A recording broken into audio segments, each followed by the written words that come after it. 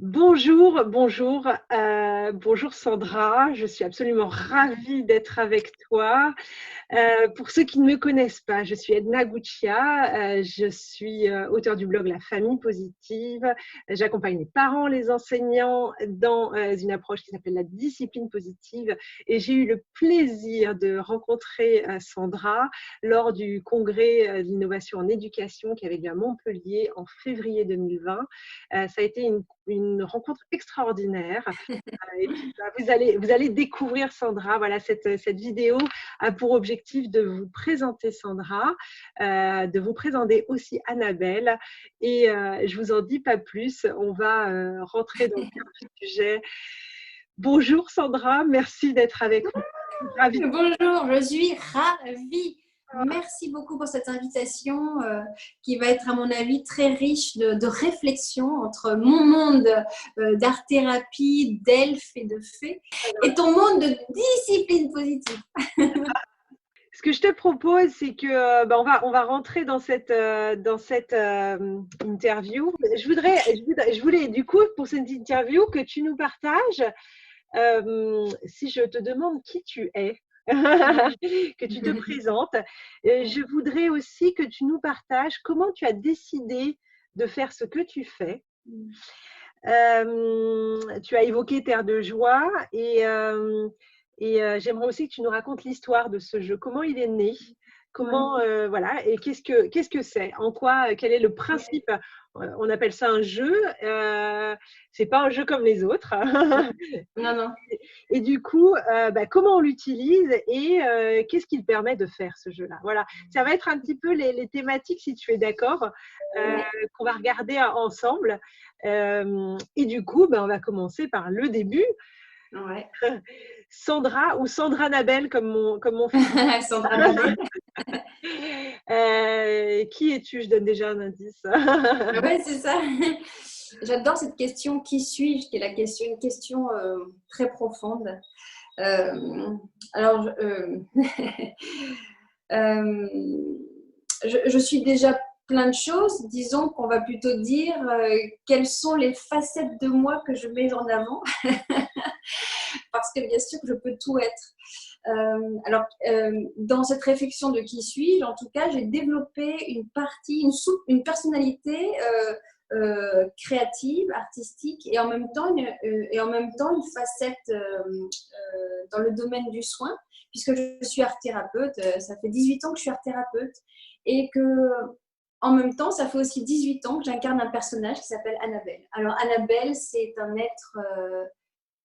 c'est aussi une sous-personnalité de moi, c'est un être de joie profonde, c'est un être qui me permet de me relier à, à ma zone vraiment très optimiste. Moi, je dirais même à ma reliance, hein, c'est comme ça, j'ai l'impression que ça relie, oui, ça me relie à mon âme, parce que, en fait, quand je suis en Annabelle, je me sens libre et il y a un espace d'autorisation qui est vraiment énorme. Et alors, quand j'ai senti cet espace de joie profonde, d'autorisation, je me suis dit, tiens, et si j'allais voir des gens qui souffrent? Ça, c'est le début de l'histoire d'Annabelle. Et donc, j'ai commencé d'abord à aller à l'hôpital et je suis allée voir non pas des enfants, mais des adultes qui souffraient de maladies très graves. Et après, je suis allée aussi pendant des années accompagner les gens qui allaient mourir dans ce personnage. Alors, pourquoi? Tout simplement parce que c'est un personnage qui ouvre le cœur. Voilà. C'est un raccourci de rencontre. C'est-à-dire que là, quand on se Alors, rencontre, mais complètement, ça, le raccourci, quand on te regarde en Annabelle, qu'on voit un de tes spectacles, c'est clair, c'est le mot qui m'est venu, c'est-à-dire c'est une connexion directe à notre âme, à notre cœur et à notre cœur d'enfant, à ce que la société aussi nous oblige à taire en grandissant. Et voilà, on s'est rencontrés. Enfin, moi, je t'ai découverte lors du congrès de l'innovation en éducation à Montpellier en février 2020. Et c'était extraordinaire l'énergie que tu as impulsée dans la salle. C'était extraordinaire. La standing ovation, tu avais 600 personnes qui étaient, on sentait en émoi et très touchées par ce que tu as fait. Et vraiment, Ouais. tu as cette connexion directe qui est juste incroyable, quoi. Et c'est ça, c'est Ouais, pas et pour... ouais, mais voilà, mais c'est alors je comprends bien que c'est un raccourci aussi pour les gens. Ça a été un raccourci pour moi. C'est un raccourci, c'est-à-dire je me transforme, je respire et je me sens ample. Et surtout, dans ma grande profondeur et dans ma grande légèreté. C'est ça qui était intéressant. Parce qu'on peut être dans les grandes profondeurs, un peu dans une sorte de gravité, la gravité de la vie, enfin les conditions, enfin, des fois la vie peut nous emmener dans des endroits de gravité. Et, Annabelle, non. Ça ne l'emmène pas dans la gravité, mais dans la profondeur. Alors, nourrie de cette profondeur, donc ça fait quand même, ça fait 18 ans maintenant que j'accompagne les gens qui sont très malades. Et puis, il y a quelques années, j'étais en cancérologie et il y a une patiente avec qui j'avais un lien fort. Disons que cette patiente, elle était hors du commun. Hein. Elle avait une résonance forte avec Annabelle, mais en fait, Annabelle est un miroir. Hein. Donc, en fait, je révèle ce que la personne est profondément. Donc, elle était très optimiste. Donc, forcément, elle trouvait ça en Annabelle, mais c'est parce qu'elle l'était. Enfin, bref. Et je l'ai accompagnée. Et elle vivait son cancer d'une manière assez extraordinaire. Et d'ailleurs, son médecin lui avait dit écoutez, il y a une grande différence entre vous et d'autres patients pour la même maladie, mais il n'y a pas du tout les mêmes résultats au niveau de la santé. Quel est votre secret? Et quand elle m'a dit ça, j'ai dit oui, c'est vrai que tu as un secret. Et c'est là qu'elle m'a dit mais tu es mon secret aussi. Donc elle dit est-ce qu'on ne pourrait pas transmettre ça aux enfants, ces secrets en fait? Et à l'origine, ce projet était pour les enfants à l'hôpital, mon projet de Terre de Joie. Et donc, j'ai commencé à chercher des outils pour quand on ne va pas bien, qu'est-ce qu'on pourrait avoir comme ressources à l'intérieur pour aller bien quand même. Parce que je connais bien cet endroit, comme j'accompagnais des personnes qui étaient très malades, l'idée était de se dissocier. Le corps est malade, mais il y a l'esprit. Et en fait, on peut faire plein de choses avec cet esprit.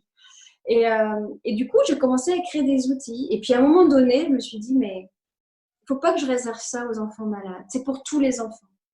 Parce que, en fait, les enfants vont être confrontés à des difficultés dans la vie. Peut-être qu'ils vont aussi être confrontés, ils vont être confrontés aussi au deuil. Hein.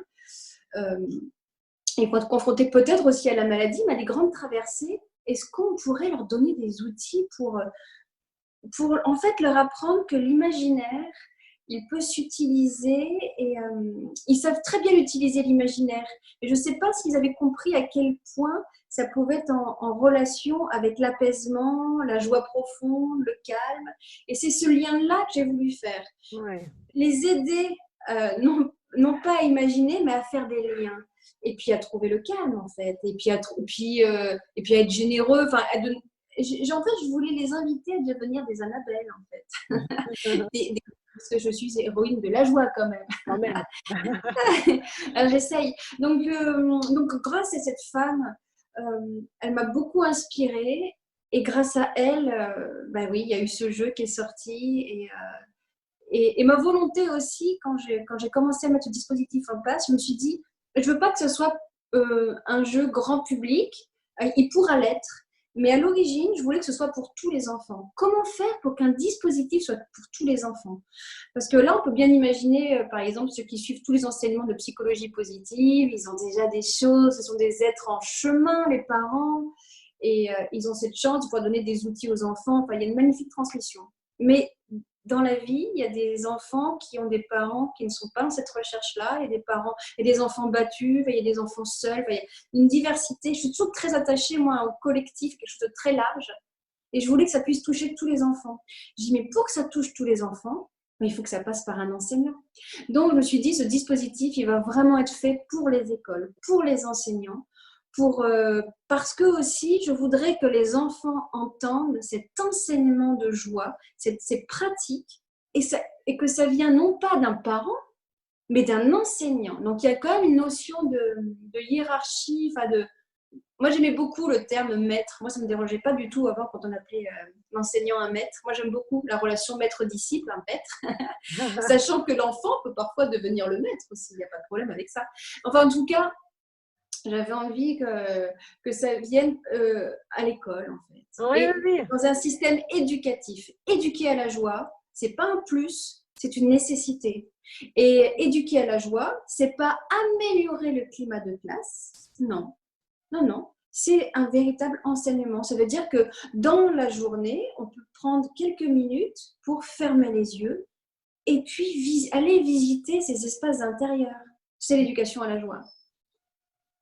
Oui, et finalement, outiller chacun et chacune avec ce dont il dispose en illimité. Il n'y a pas besoin de réseau, il n'y a pas besoin de tablette, il n'y a pas besoin de livre, il n'y a rien. On l'a, c'est en soi. Et ça, en cela, c'est accessible à tous, quelle que soit la structure familiale de laquelle on vient, quelle que soit sa culture. Et face à ça, on est tous égaux. Encore faut-il le découvrir. Et c'est vrai que dans les écoles, c'est une façon d'apporter cet enseignement. Alors, ça me fait réagir quand tu dis que l'enseignant est un maître. En discipline positive, souvent, on va associer la discipline positive. Le mot discipline, on l'associe au fait de soumettre à une autorité. Or, quand on regarde l'étymologie du mot discipline, c'est disciplina discipulus, c'est se référer à un enseignement, à un maître qui nous guide sur le chemin de l'apprentissage. Et donc, c'est dans le sens d'enseignement. La discipline positive, c'est enseignement positif, comme on parlerait d'une discipline sportive, d'une discipline scientifique. Et donc, on a la discipline positive. Et c'est quand je lisais, quand je lisais alors je le montre quand même parce qu'on en parle de Terre de Joie, il est là.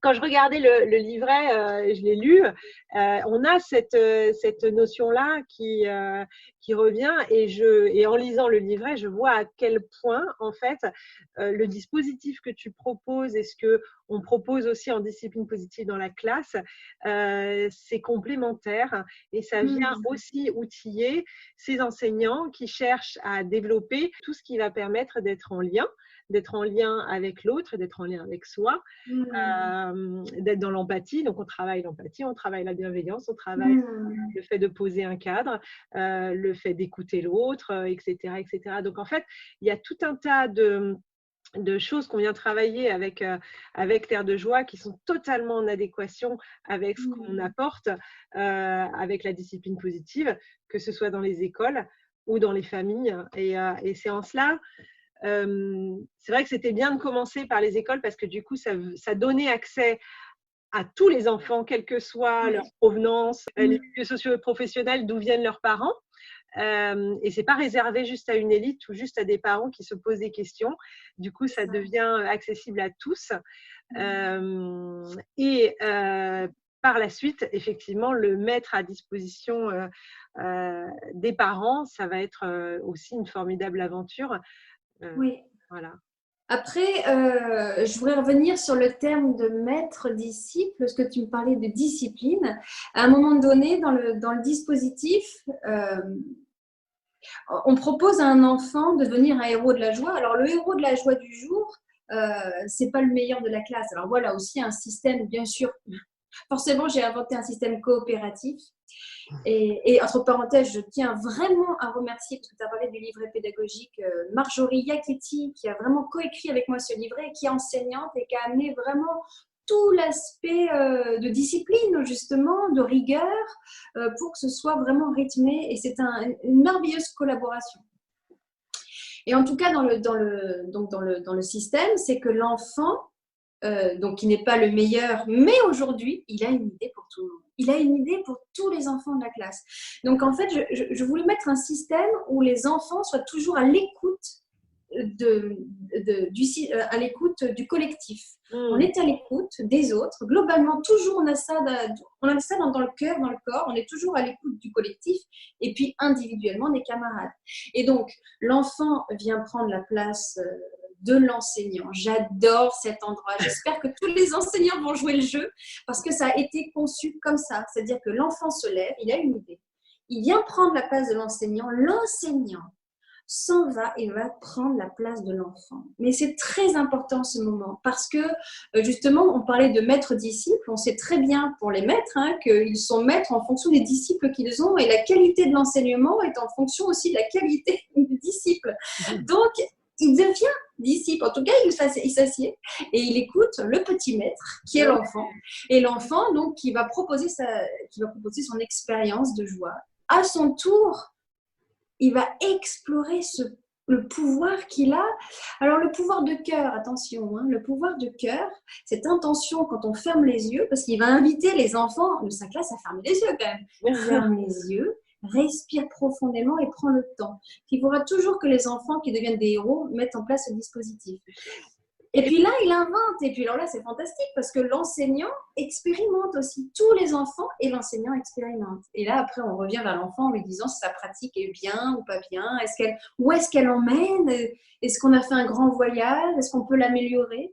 Voilà. Alors, c'est marrant parce que c'est justement cela aussi qu'on se rejoint avec la discipline positive, c'est qu'on sort de cette verticalité où on est dans une notion de respect de respect mutuel et d'égalité sociale.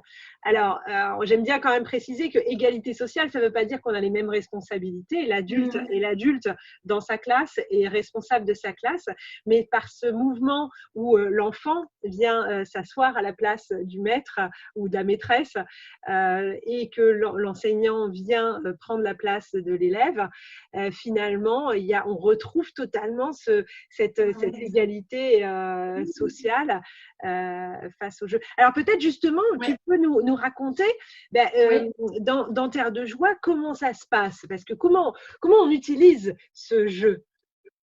Alors ce jeu, j'ai voulu qu'il soit très simple. Alors peut-être que quand tu parles du livret pédagogique, il est complet, il interroge, j'espère qu'il est vraiment très nourrissant, mais en tout cas le dispositif, il est très simple.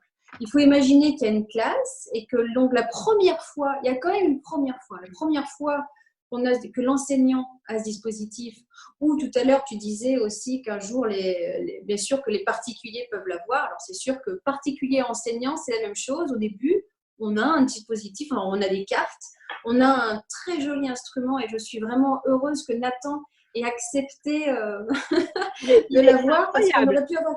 Ouais, il est merveilleux. Il est incroyable. Le son qu'il a, je le sors parce que c'est vrai que le son qu'il a.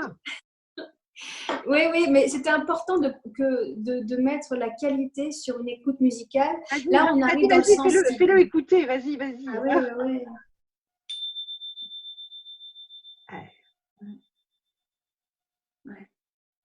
Et ça, déjà, c'est une nourriture. On offre une jolie nourriture sonore. On est dans le subtil, on est dans la beauté. Dieu sait que pour moi, la beauté, c'est quelque chose de très important. La beauté des sons, la beauté des sentiments, la beauté du voyage intérieur. La beauté est très importante. Donc en fait, l'enseignant va d'abord raconter l'histoire d'Annabelle. Il peut parler à ses enfants en disant « j'ai quelque chose à vous raconter ». Et il raconte l'histoire d'Annabelle, qui est assez courte, qui tient sur 2 pages.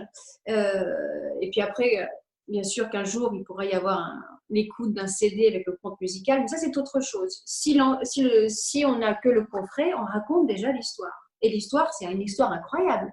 C'est une histoire d'un personnage qui vient des étoiles, c'est Annabelle, et qui est arrivée sur Terre par un arc-en-ciel quand même. Et quand elle est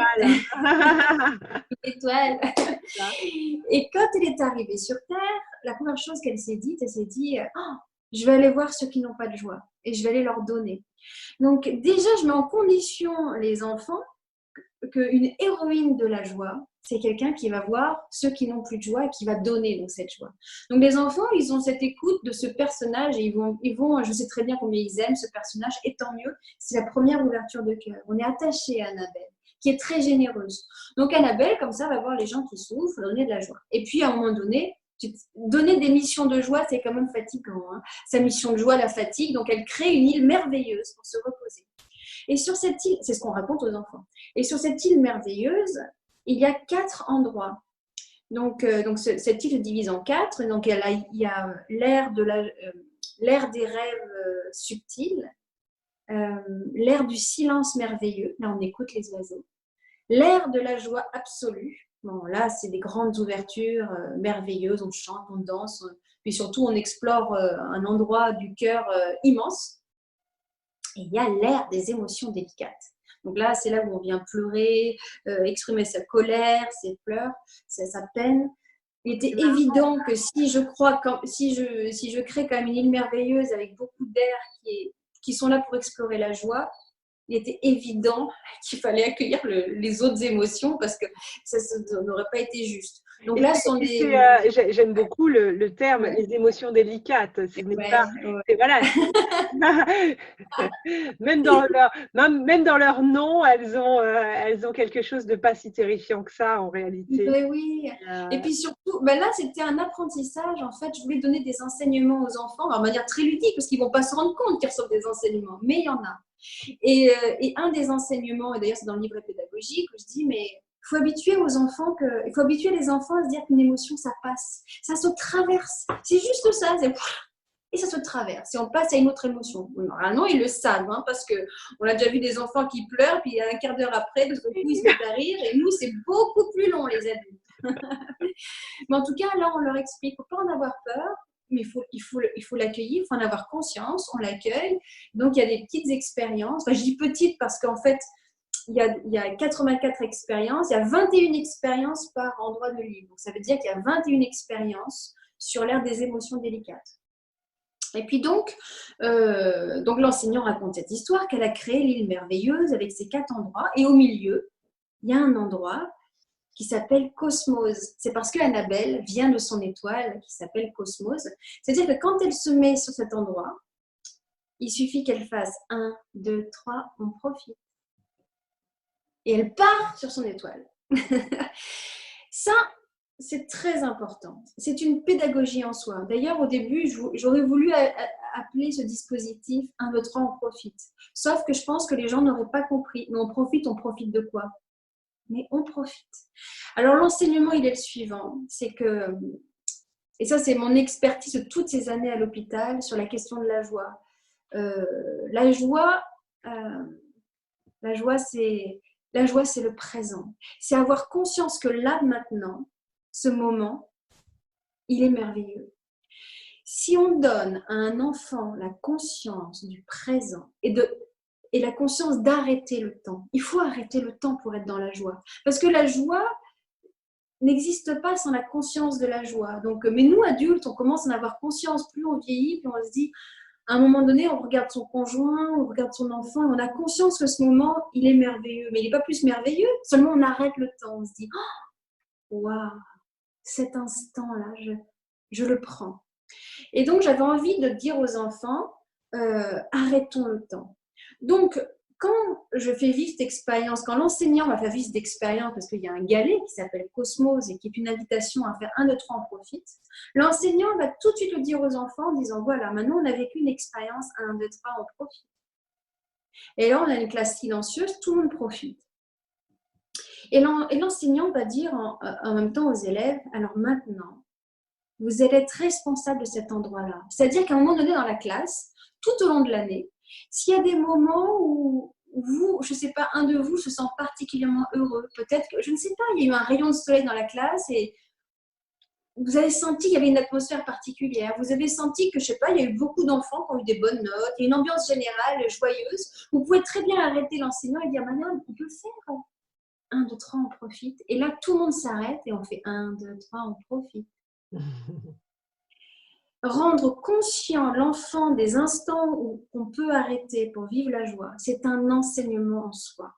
Et je trouve ça merveilleux qu'un enseignant donne l'autorisation à un enfant, à tous les enfants, de dire « mais quand vous voulez, vous arrêterez le temps. Mais par contre, il faut que ce soit un vrai temps. Et il faut avoir vraiment conscience que ce moment, il est merveilleux. Peut-être que là, quand on sortira, là, on fait la vidéo dans un moment qui est très particulier, c'est un confinement. Je crois que là, on pourrait faire 1, 2, 3, on profite quand on va sortir. Mais Aussi, aussi. ou Et, quand on retourne dans la classe, non mais je veux dire, à un moment donné, on retourne dans la classe, on est tous ensemble. J'aimerais vraiment qu'il y ait un enfant qui lève la main en disant maîtresse, là, je pense que ce qu'on vit, on est tous ensemble, on revient, on peut faire le train, on profite. Et là, c'est une vraie réussite pour moi. ouais. Donc, ça veut dire que c'est un enseignement pour le collectif et pour l'individuel. Ça veut dire aussi que l'enfant, quand il rentre chez lui à la maison, il pourra aussi transmettre cette vérité à ses parents en disant « Hé, on peut faire notre on profite ». Ses parents vont dire « Pourquoi notre on profite ?» Parce qu'on est bien ensemble, tout simplement. Ouais. Quel cadeau! Mais quel cadeau! Alors, personnellement, je suis maman. Et avant d'être maman, j'avais conscience de ce 1, 2, 3, on profite. J'avais conscience de cette joie parce que bon, j'accompagne quand même les gens qui vont mourir, donc j'ai beaucoup conscience de l'instant et puis de la vie.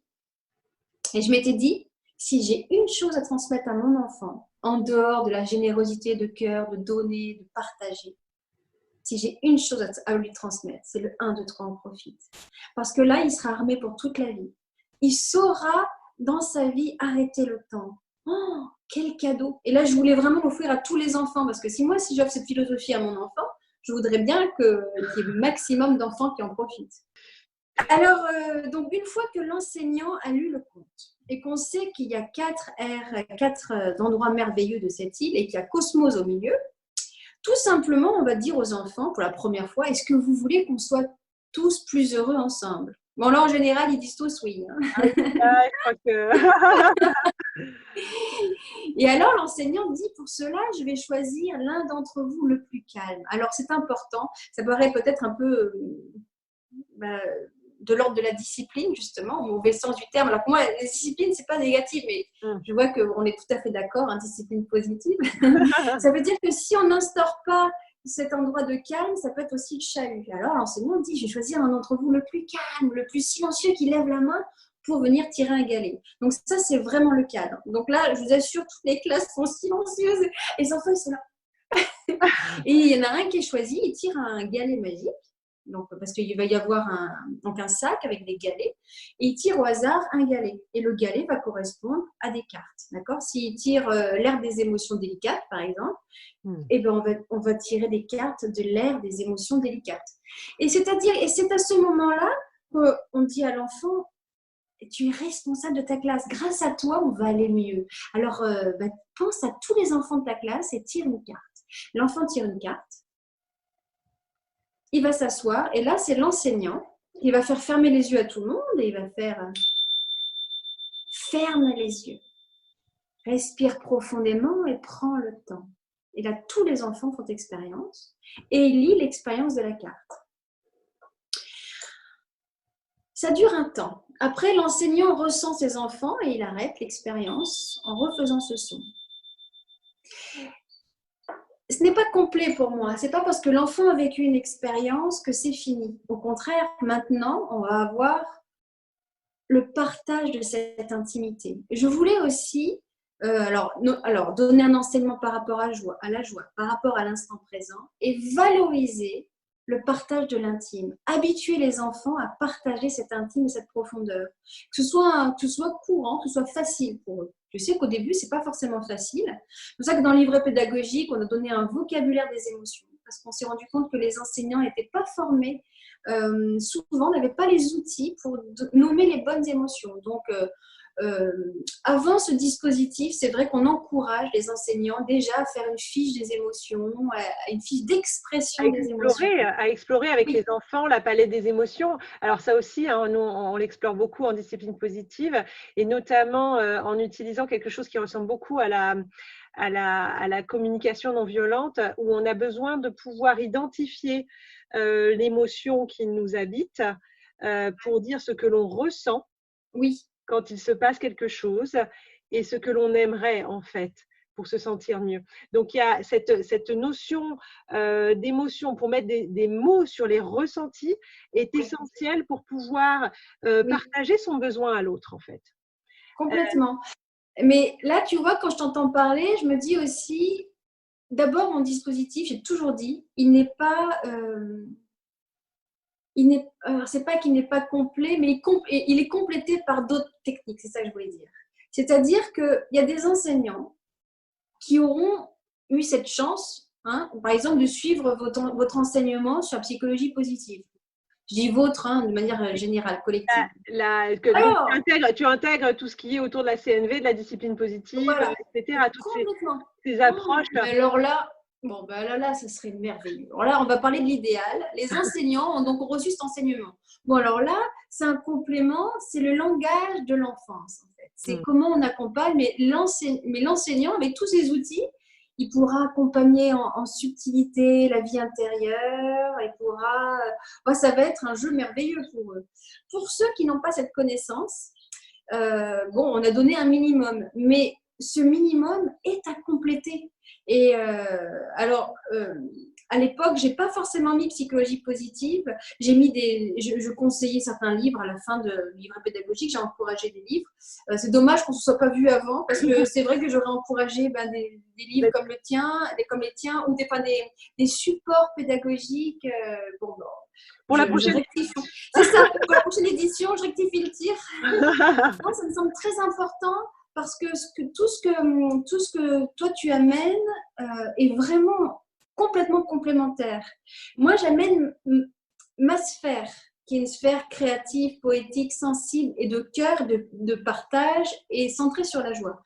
Et puis après, il y a d'autres sphères, il y a d'autres compétences qui vont très bien compléter ce dispositif. Et tu apportes en fait vraiment tout cet univers féerique de l'imaginaire qui vient encore une fois se connecter à l'enfant sans passer par des filtres qui sont amenés par la société, par le il faut, on doit, ou il ne faut pas, on ne doit pas. Donc c'est vraiment en cela que tout le travail que tu fais résonne en moi et apparaît, en tout cas pour moi, comme quelque chose d'ultra complémentaire à ce que… C'est ultra complémentaire, mais complètement. Donc, j'ai vraiment tendance à chaque fois dire aux enseignants, faites-en qui vous êtes aussi. Et puis, explorez au maximum les endroits qui vous touchent. Parce que là, tu vois, avec toi, il va y avoir toute la notion, l'accompagnement des émotions, la justesse, de l'intime et tout ça. En vrai, c'est vraiment psychologie positive. Et j'ai rencontré un enseignant qui joue à Terre de Joie, Objectif Bien-être, tous les jours. Ça fait 5 mois qu'il y joue tous les jours avec les enfants. Mais lui, et c'était intéressant, il en a fait qui il est aussi. Lui, il a vu les pratiques méditatives. Il voulait faire méditer les enfants. Donc lui, il a vu le chemin direct de la méditation. Et c'est vrai aussi, alors c'est une partie aussi de moi, cette dimension de vie intérieure, de pratique méditative. Mais genre, je lui ai dit, fantastique d'avoir pris cette dimension-là, mais il n'avait pas pris la féerie, il n'avait pas pris le thème du héros. Donc les enfants, ils n'avaient pas encore exploré la puissance d'être un héros de la joie, la générosité, l'altruisme. Par contre, les enfants, quand je les voir, je leur posais des questions de manière indépendante, autonome, je leur disais, alors, qu'est-ce que tu aimes en Terre de Joie? Ça calme. Après, j'allais voir un autre, je fais, alors, qu'est-ce que ça t'a fait Terre de Joie? Je jouais tous les jours à Terre de Joie. Ça calme. Et en fait, tous les enfants étaient calmés. Alors ça, c'est la méditation. Et je me suis dit, c'est intéressant parce qu'en fait, oui, c'est un enseignant qui aime méditer. Alors après, on peut trouver d'autres aspects, notamment pour moi, un aspect, le partage de l'intime, c'est quelque chose que j'adore. Que les enfants prennent un temps, qui lèvent la main et qui racontent cette intimité-là, qui racontent leur cœur grand ouvert, ce que ça leur a procuré. Et puis que des fois, ils pleurent. Et on accompagne ces larmes. Il y a un respect des enfants par rapport à cet endroit du cœur qui me touche beaucoup. Donc ça, pour moi, c'est une valeur très importante. Et donc, une fois, alors voilà, on explore une carte, on écoute l'enfant, donc il y a un partage, les enfants racontent ce qu'ils ont vécu de l'intérieur. Donc c'est une activité qu'on appelle ça une activité rituelle. Donc les enseignants peuvent très bien faire une carte ou 2 cartes. En tout cas, moi, je les encourage à avoir des super héros de la joie. C'est comme je disais tout à l'heure. Là, je dis maintenant, je voudrais bien qu'il y ait un héros de la joie du jour ou une héroïne de la joie du jour, parce que quelqu'un a une pratique à inventer. Donc, il invente la pratique. Ce que je n'ai pas dit quand il inventait la pratique. Donc, déjà, il invente une pratique de joie pour toute la classe. Et là, on va évaluer, est-ce qu'elle est vraiment bien, cette pratique? Mais honnêtement, moi, je pense que l'honnêteté est très importante. C'est pas parce qu'il a fait une jolie phrase que c'est bien. honnêtement, les enfants peuvent dire, tu vois, quand tu as dit ça, là, moi, ça m'a rien fait. Ou alors, et les enfants racontent ce qui se passe en eux. Et l'enseignant aussi dit, là, tu as peut-être été un petit peu long. Est-ce que tu pourrais résumer ta pensée? Donc, en fait, là, c'est un accompagnement au niveau littéraire, au niveau vraiment de la précision de la pensée pour vivre des états intérieurs. Donc, on le rend responsable aussi de son emploi du français pour procurer un état intérieur. Oui, parce que la richesse du vocabulaire, le vocabulaire dont on dispose peut vraiment apporter toute la nuance et la finesse des mots. Et je crois que c'est vraiment une des choses qui caractérise la langue française, de cette finesse et de des nuances qu'il existe entre les différents mots de la langue. Et je crois qu'on peut vraiment attendre ça d'un enfant. Donc, soyons, comment dire, soyons exigeants. La belle exigence de cœur, c'est-à-dire qu'on peut dire à un enfant, elle est bien ta proposition, est-ce qu'on ne pourrait pas encore l'améliorer? Et à partir du moment où d'un seul coup, tous ensemble, on se dit, ah oui, là c'est mieux, l'enseignant sort une carte, alors il y a des cartes vierges à télécharger, et puis donc on met la pratique de l'enfant. Ça veut dire aussi que quand l'enfant fait une pratique, il ne faut pas que ça fasse cette phrase, ça ne rentrera pas dans la carte. Donc c'est obligé aussi d'être concis. Voilà, donc c'est plein de qualités d'expression française. Et donc on note sa carte, et là on signe Matisse. Matisse, il a sa carte. Il a sa carte de super-héros de la joie. D'ailleurs, l'enseignant, s'il est vraiment fantastique, il a été téléchargé aussi. On peut télécharger sur Internet le diplôme du super-héros de la joie du jour. On lui remet un diplôme qu'il pourra mettre dans sa chambre. Et puis donc, il a sa carte. Sa carte, on la met de côté. Et c'est comme ça qu'au fur et à mesure de l'année, on joue plusieurs fois. Et il y a bien sûr plusieurs classes. Il y a Mathis, il y a Léa, il y a Aurore. Enfin voilà, le jeu de la classe se crée. Et puis, qu'est-ce qu'on va faire de ce jeu? Ce jeu, il peut se partager de classe à classe, d'école à école, et je rêve de pays à pays. Comment on vit la joie au Québec, on a vu au niveau de la langue française, c'est plus pratique, le Québec, la Suisse, la Belgique, l'Afrique. Et puis après, j'aimerais beaucoup vraiment que ce soit traduit et qu'on fasse des liens avec l'Inde, avec l'Amérique du Sud. Comment les enfants inventent des pratiques de joie? Et cet enrichissement des cultures, c'est pour ça que ça s'appelle terre de joie aussi. Je rêve vraiment d'une terre de joie.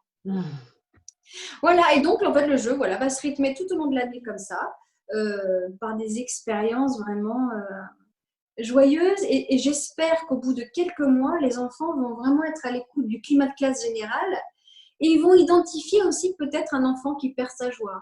Et ça, j'aimerais vraiment beaucoup. Pour moi, la victoire, elle est là quand on identifie ça et qu'on va le voir, on dit.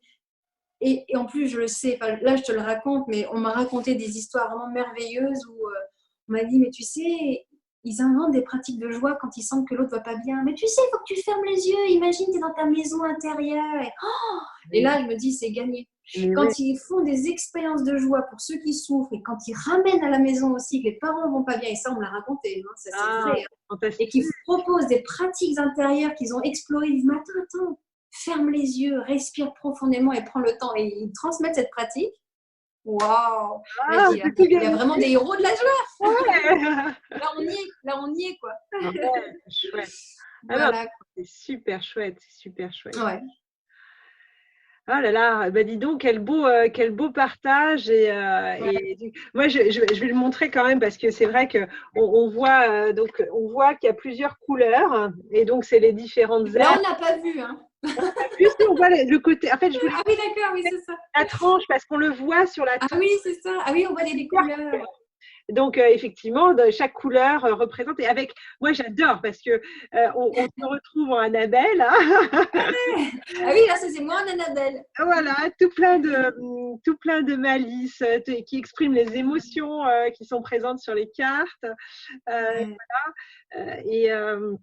Et c'est clair que je pense en plus que quand on pratique ça en classe, c'est non seulement un moment de plaisir et de joie intense pour les élèves, puisqu'ils vont apprendre à se poser, à se connecter à soi, mais sans doute aussi que pour l'enseignant, c'est voir ses enfants grandir dans leurs émotions, dans l'appréhension, entre le début de l'année où on va poser ces choses-là et la fin de l'année, où quand on l'a mis en place dans un rituel de classe régulier, ça doit être incroyable le résultat qu'on obtient entre le début et la fin de l'année. Et sans doute, alors je ne sais pas comment ça se met en place, si ça se met en place dans des établissements en entier ou si c'est à l'initiative d'un enseignant, mais j'imagine qu'un enfant qui a vécu avec Terre de Joie, peut-être tous les jours ou enfin, au moins toutes les semaines, je ne sais pas à quelle fréquence tu conseilles de le faire quand on a 84 Il y a de la marge, hein. Plus les expériences des enfants. qui sont créés par les enfants.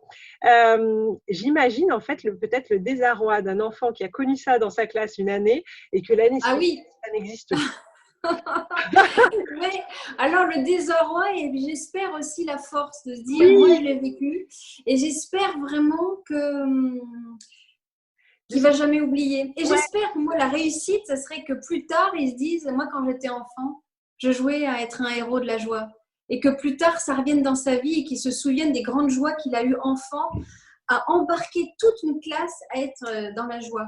Et d'ailleurs ça me rappelle qu'au Québec, parce que j'avais été testée au Québec, les enfants, ils s'appellent les amis entre eux. Non, mais c'est beau. Ils s'appellent pas. Comme ça, il y en a la maîtresse, elle dit tiens, tu peux proposer quelque chose à tes amis. Donc, les élèves de la classe s'appellent les amis. Pas des camarades, c'est pas les autres élèves. Non, les amis. Ouais. J'ai trouvé ça vraiment merveilleux. Et je me dis vraiment que ce sont des graines à cultiver. On peut imaginer que si beaucoup d'enfants jouent à Terre de Joie, on peut imaginer que le futur va être coopératif, va être généreux, va être basé sur l'empathie, l'écoute des émotions, la gestion des émotions. C'est le plus beau cadeau, je crois que j'ai donné le maximum que je pouvais donner. C'est pour ça que je suis vraiment heureuse. Je ne pouvais pas offrir quelque chose de plus grand, je crois, que ce dispositif qui résume toute une philosophie. Après, ce qui est bien chez les enseignants, c'est qu'ils vont pouvoir explorer cette philosophie. Et ça, et d'ailleurs, c'est ce qui est marqué dans le livret pédagogique. Mais je compte sur eux. C'est-à-dire qu'il y a des enseignants, peut-être qu'ils vont adorer le thème du héros. Eh bien, explorez-le. Pendant plusieurs mois, on peut explorer. Alors, qu'est-ce que c'est qu'un héros? Une héroïne, changer les représentations du héros. Hein. Le héros, c'est celui qui ne se bat plus quand même. Hein. Ça peut être ça, un héros.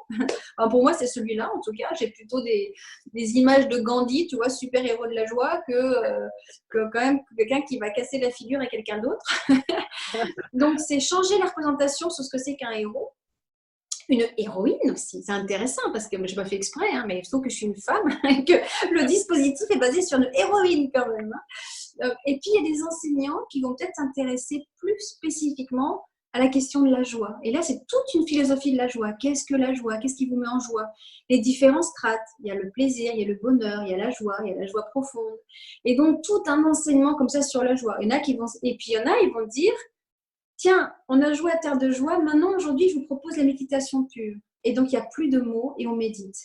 Et en fait, c'est tous les possibles que j'aimerais qu'ils puissent s'ouvrir selon l'enseignant ou selon le parent qu'il a chez lui. C'est-à-dire qu'on peut faire après une séquence spéciale émotion aussi. Enfin, après, j'ai confiance et j'aimerais bien qu'il y ait des produits dérivés, en fait. Tu vois, des extensions qui vont être tout aussi intéressantes que le procédé en lui-même, qui est une forme en soi, mais il y a plein de choses possibles à faire. Et j'espère que ça va encourager les enseignants, les parents à être créatifs. Et d'ailleurs, entre parenthèses, tu parlais des parents, mais je me dis, les parents peuvent offrir un jeu comme ça à un enseignant en disant, écoutez, j'ai trouvé un jeu remarquable pour la classe. Vous ne pensez pas que vous pourriez le mettre en place? Et ça peut se transmettre aussi comme ça. Mais oui. Quand on est parent et qu'on voudrait que ça profite à plein d'enfants. Parce que, moi, l'idée, c'était vraiment que ça profite à plein d'enfants. Ah, c'est chouette. Voilà, ça me donne l'idée peut-être d'aller le proposer aux enseignantes de mon fils qui a 8 ans. Ah ben ouais, mais carrément. Alors après, tu peux l'envoyer sur terredejoie.com, hein, le site internet. Et puis alors, oui, c'est vrai que j'ai une actualité en ce moment, enfin, une actualité. Je me suis dit, pendant le confinement, c'était quand même pas facile cette période. Donc, comme il y a beaucoup de gens qui ne connaissent pas Terre de Joie, et puis comme j'avais envie de donner des choses aux enfants, j'ai fait une chaîne YouTube qui reprend, on va dire, toute l'énergie, tout l'univers, tout un enseignement qui serait pour les enfants, basé sur des pratiques. Donc, il va y avoir plein mal d'expériences. Il suffit d'aller sur l'instant Annabelle avec un seul N, l'instant Annabelle. Et puis là, on peut vivre des expériences voilà, d'apaisement. Et puis aussi, peut-être, regarder le monde différemment. C'est-à-dire que, et je vais le dire aux enfants, la vie est pleine de sens. Parfois, elle peut paraître difficile, mais il y a toujours un sens derrière. Et j'ai vraiment envie de donner cet enseignement aux enfants, qui est une vraie philosophie, en fait, de vie. Et Annabelle, elle porte ça, quoi. Ouais. Donc, là, si vous êtes parents… Quand même avec la chaîne YouTube, donc l'Instant Annabelle, ils ont l'avantage d'être accompagnés par Annabelle en personne. Ouais, ça c'est bien. Waouh! Waouh! Quel Ça, c'est cadeau! bien quand même. Ah, c'est un beau cadeau, c'est un beau cadeau fait à ces enfants qui pourront suivre cet enseignement de la bouche d'Annabelle, pas de Sandra. C'est ça, c'est ça. Oui, parce que c'était quand même beaucoup mieux de la bouche d'Annabelle que de la bouche de Sandra. Annabelle, je veux dire, c'est les enfants adorent, puis je sais que les parents aussi, donc retrouvez-moi et puis compléter tout ça. Enfin, vraiment, j'insiste beaucoup, et aussi parce qu'on est en lien toutes les deux, mais parce que je pense vraiment que je ne l'ai pas fait en me disant il y a tout dedans et c'est complet. Ce sont des ouvertures. Et si vous sentez qu'il y a une ouverture, toi, tu as senti l'ouverture de la psychologie positive, mais oui, complètement. Alors, explorons, profitons-en pour explorer ça. Enfin, oui, la psychologie positive avec ce truc-là de se centrer sur ces moments de joie qu'on a dans la journée. En psychologie positive, on parle de ces moments de grâce. Comme ça me rappelle l'ouvrage de Florence Servan-Schreiber, Les 3 kiffs par jour, où on va pointer du doigt les 3 moments de grâce ou les 3 moments de joie qu'on a eu dans la journée. Donc, c'est un exercice au début, on se dit qu'est-ce que j'ai eu aujourd'hui qui m'a plu. Des fois, on a vraiment des journées et en fait, même dans ces journées-là, on se rend compte des moments de grâce, des moments de joie que l'on peut partager. Voilà, c'est une petite pratique que nous, on a mis en place depuis longtemps maintenant dans notre famille, où tous les soirs au dîner, on partage nos 3 kiffs de la journée. Donc, c'est… Je crois que tu vas faire partie de mon kiff de ce soir. Tu je crois aussi. Voilà, moi j'ai eu un kiff aujourd'hui, j'étais avec Edna. Donc, toute cette cohérence qu'il y a entre ce que tu proposes, entre la psychologie positive, entre la discipline positive, donc dans l'école, dans les familles qui, moi, m'habitent depuis plusieurs années et pour lesquelles je ressens, je vis ça pleinement et je bénéficie du bien-être que ça procure personnellement et pour ma famille, pour les gens qui m'entourent. Parce qu'en fait, on se rend compte que quand on rentre dans ce genre de démarche, c'est non seulement quelque chose pour soi, mais aussi quelque chose qui transpire sur tous les aspects. Complètement. Et en cela, même si il ne s'agit pas de l'optimisme, c'était Philippe Gabillet aussi qui parlait de l'optimisme. L'optimisme, c'est pas juste mettre une paire de lunettes roses sur son nez en se disant la vie est belle. L'optimisme, c'est se dire comment je peux faire pour me relever des moments difficiles ou de ce que je peux rencontrer dans ma vie, comment faire face à l'adversité de façon positive et justement retirer cet enseignement de ce que je vis. Tu vois, il y a plein de phrases qui me viennent. Ce que je vis va me donner un enseignement. Ce qui ne me tue pas me rend plus fort. Voilà, autant que… complètement. Et il y a aussi ce carpe diem qui est quand même là depuis des siècles, auquel on se reconnecte. Qui est… et puis aussi inviter l'enfant, et je pense que en fait, ça transparaît dans le tout dispositif et j'espère que ça va s'inscrire, même si je ne le dis pas comme ça, mais d'envisager sa vie du point de vue du cœur et d'être dans sa cohérence. Je pense, je dis, j'agis. Toujours dans ma cohérence. Et si on habitue les enfants à être dans cette exigence-là et dans cette cohérence-là, mais mon Dieu… oui, le monde peut se transformer, mais vraiment cette cohérence, c'est-à-dire qu'à un moment donné, on ne commence pas à dévier. Non. Oui, on arrête de faire des choses qui n'ont pas de sens. C'est ça. pour soi C'est et on ça. reste aligné avec soi-même C'est ça. dans ce que l'on pense, dans ce que l'on Exactement. ressent, dans ce que l'on pense et dans ce que l'on fait. Et à partir de ce moment-là, quand on est en adéquation avec ça, c'est clair que Mais tout c'est est possible, s'ouvre à la joie, au bien. complètement. Ouais, ouais. Tu as vu combien on est dans la joie profonde et même, je dirais encore, tu sais, avec l'énergie des Amérindiens, les Amérindiens, quand ils se réunissaient, quand ils faisaient comme ça, ils prenaient des décisions pour le clan, ils prenaient des décisions pour les 7 générations à venir. Est-ce que quand on prend cette décision, pour les 7 générations à venir, est-ce que ça sera bon, ça sera généreux? Mais non, quelle sagesse! Donc là, je ne sais pas si c'est pour les 7 générations à venir quand on fait une pratique de joie, mais en même temps, si on pouvait être dans cette cohérence-là de tout ce qu'on fait, si on sentait que ça pouvait être bon pour toutes les générations à venir, impliquer les enfants là-dedans, quoi. Les neurosciences, elles nous montrent quand même que quand on va muscler comment dire, notre vision positive de la vie, quand on va muscler notre optimisme, ça se transforme vraiment au niveau de nos gènes même.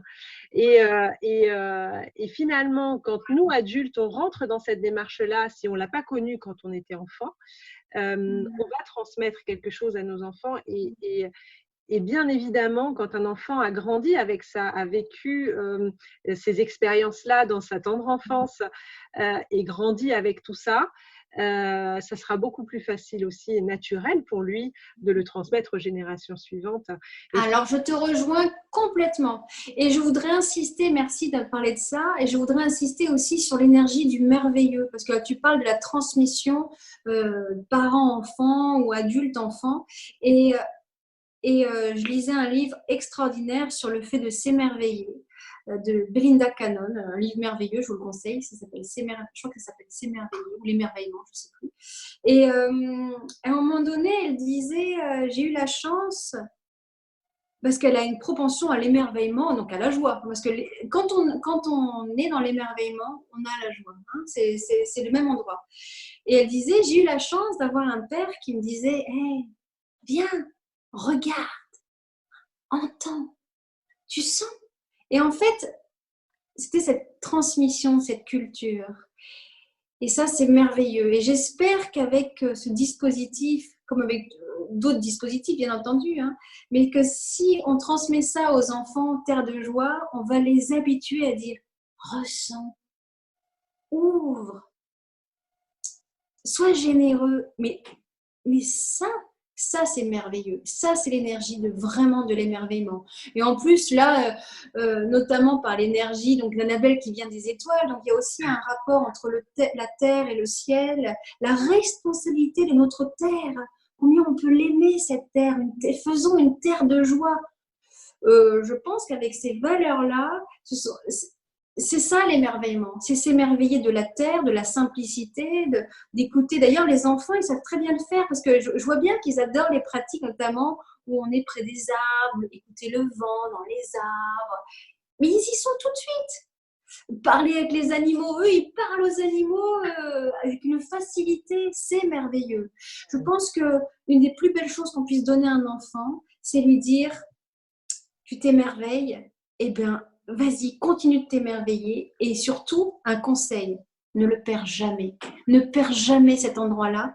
Parce que toute ta vie, tu vas être heureux si tu sais encore t'émerveiller. Alors, si tu perds cet endroit-là, ça va être délicat. Mais on a le droit de le perdre. Mais alors, va dans la nature ou je ne sais pas, regarde Peter Pan. Trouve quelque chose qui va t'émerveiller de nouveau. Ouais. La piste de l'émerveillement, c'est la voie royale de la joie. Donc, j'espère vraiment que je sais que tu as cette notion d'émerveillement et moi, je voudrais qu'elle arrive aussi dans les écoles, qu'elle soit validée par un enseignant. Oui, l'émerveillement est une voie de joie pour le présent et le futur. Donc, c'est tout ça que j'essaie de véhiculer. C'est pour ça que c'est porté par un personnage, Terre de joie. J'aurais pu le faire de manière très académique, beaucoup plus simple. Mais je sais qu'il y a l'énergie de l'émerveillement. J'ai cette énergie-là quand je suis en Annabelle. Elle amène l'émerveillement. Donc, je dis oui, émerveillons-nous. C'est ça, c'est le message. C'est le message et du coup, ça va être aussi le mot de la fin de cette interview. C'est beau. merveilleux. Non, mais voilà, et c'est merveilleux. La vie, il y a le soleil qui arrive pendant C'est qu'on ça, s'émerveille. je vois, Il je est chez vois. toi, il est chez moi aussi. C'est vrai. Écoute, Ouais. Sandra, un immense merci pour ce moment que voilà, qu'on a partagé ensemble. Et voilà, Ouais. qui amènera aussi d'autres personnes à se connecter à cet émerveillement, à cette joie intérieure, à retrouver le chemin, parce que, comme tu l'as dit, tous les enfants ont cette faculté de Oui. s'émerveiller, de se connecter Oui. à voilà, un immense merci à toi. Merci. Alors, on va arrêter l'enregistrement. Ok.